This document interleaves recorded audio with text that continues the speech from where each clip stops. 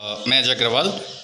Basically हम topic कर रहे थे इंटेलिजेंस वाला, और आज हम इसमें बात करेंगे अलग अलग जो हमारे साइकोलॉजिस्ट हैं उसमें से एक हैं हमारे पास जेपी गुलफोर्ड, जिसको हम गिलफोर्ड बोलते हैं।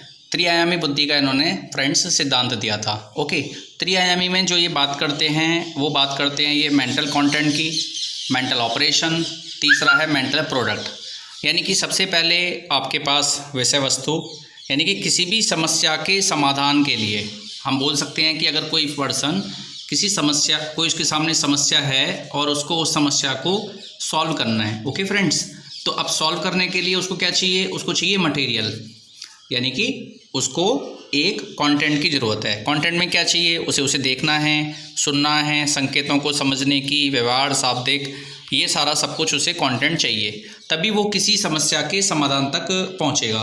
तो जब बेसिकली जो गिलफोर्ड कहते हैं कि जब कोई पर्सन कोई प्रॉब्लम उसके सामने आती है तो उसको जिन जिन चीज़ों की आवश्यकता होती है उसे उन्होंने विषय वस्तु बोला है, और 5 इसके एलिमेंट बताए हैं फ्रेंड्स। तो ध्यान रखना, ये एलिमेंट जो हैं इसके वो 5 एलिमेंट हैं। ओके, त्रिआयामी, 3 डायमेंशनल, इसे हम 3D भी बोल सकते हैं। गिलफोर्ड ने इसको 3D भी बोला है। और इसके टोटल जो कंटेंट दिए हैं, पहले 120 दिए थे, 150 दिए थे, बाद में रिवाइज होके फाइनली वो 180 हो गए।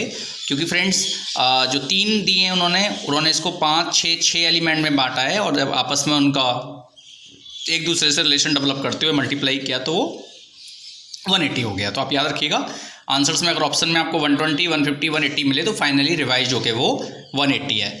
अब बात कर लेते हैं, ये तो बात कर ली हमने मेंटल कंटेंट की। इसके बाद जो वो कहते हैं मेंटल ऑपरेशन।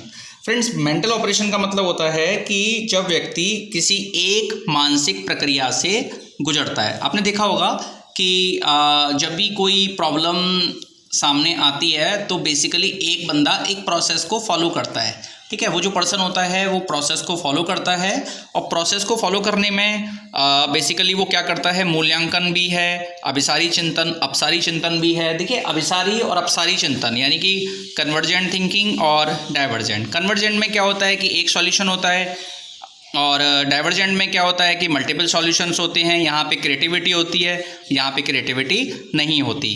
फिर स्मृति धारण, कोई अगर मेमोरी में चीज़ें हैं उसके में, कॉग्निटिव माइंड में कोई आइडिया आ रहा है तो ये सब चीज़ें भी इसमें आती हैं। स्मृति धारण, स्मृति अवलेखन, संज्ञान, मूल्यांकन, ये 6 पॉइंट उन्होंने दिए हैं। इसके बाद जो रिजल्ट हमें प्राप्त होता है, जो सूचनाएं हमें प्राप्त होती हैं, इकाई है, श्रेणियां हैं, संबंध है, प्रणालियां हैं, रूपांतरण हैं, अनुप्रयोग हैं। टोटल मिला के ये 6 चीज़ें हैं। तो फ्रेंड्स, इस तरीके से हम कह सकते हैं कि ये जो हमें दिया है ये जेपी गिलफोर्ड ने दिया है। और पूछ लेते हैं पेपर में कि 180 कितने उन्होंने आयाम, 3 आयाम हैं, 3 आयाम के नाम पूछ सकते हैं, या वो पूछ सकते हैं इनमें से कौन सा नहीं है। तो ये काफ़ी इंपॉर्टेंट टॉपिक है, आप इसे पढ़ लीजिए। तो 1 बाय 1 जितने भी ये हमारे पास प्रिंसिपल्स हैं, थ्योरी हैं, इन सभी थ्योरीज को हम डिस्कस करेंगे।